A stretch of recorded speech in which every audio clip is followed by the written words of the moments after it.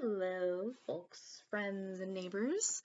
My name is Evelyn Arnold. I'm a firefighter and paramedic with your local fire department here in town. And as a department, we offer a tight-knit team of first responders that work 24-hour shifts to serve you, your family, and the rest of the community in a variety of ways. Beyond training to hone our critical skills and daily responsibilities we maintain at our stations, we spend the majority of our time on duty responding to 911 calls for medical or fire reasons and responding to non-emergency calls for service. We're in the business of doing whatever we can to make things better and meet your needs.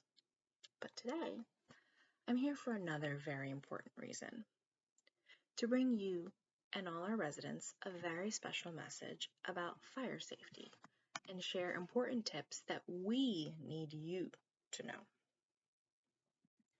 If you've never had a fire in your home, you might be wondering, why should I care?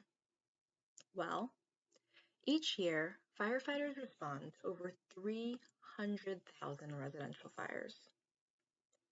While cooking is the most common cause of fire in homes, fires caused from smoking and heating your home are the most common causes of death. Deaths from cooking and electrical fire are just behind it. Roughly every 1,000 fires leads to an average of nearly 100 deaths. What's really scary? Over half of the people that die in house fires are adults between 20 and 64. Regular people, like you or me. Adults between 50 and 64 are even more at risk. 25% of those deaths overall.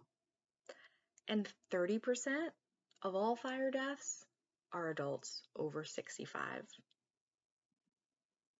So, what can you do?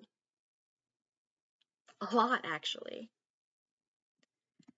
If you do smoke, avoid smoking indoors. No matter where you smoke, make sure your cigarettes are completely out and properly disposed of. Don't ever smoke in bed, in your living room, or any place you could fall asleep. And don't ever toss or set down a cigarette that might still be lit. Remember, if it's smoldering or smoking, it's still hot, and that can cause a fire. If you're cold, be certain that you're heating your home safely. Space heaters, fireplaces, and using ovens as heaters result in a surprising number of house fires. We understand that not every home has central air and heat, or maybe you'd prefer to only heat certain rooms rather than the whole house. But unattended heat sources can turn a little warmth into a really big problem. Don't ever overload your electrical systems, and don't use items with damaged or outdated wiring. Plugging multiple high power use devices or too many devices into the same outlet or surge protector can cause an electrical fire in a flash. If the electrical system in your home is outdated, consider having an electrician replace wiring that is faulty. You might notice flickering lights, heat that you can feel near outlets in use, or outlets, switches, or fixtures that are shorted out. These are major red flags of an impending electrical issue. An easy rule to remember in general: don't leave anything that produces heat unattended or out of your control. This includes cooking, using heaters, fireplaces, or candles. Now that we've talked a whole lot about all the things we want you to avoid, let's talk about the things that you can do to help. Do have smoke detectors in your home and make sure that they work. Each bedroom, hallway, and living area should have one.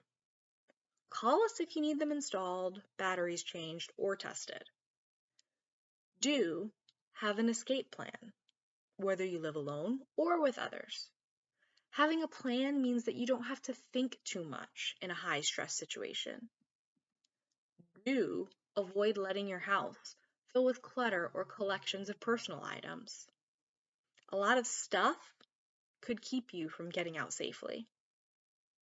And it may also make it more difficult for us to get in if there's a fire.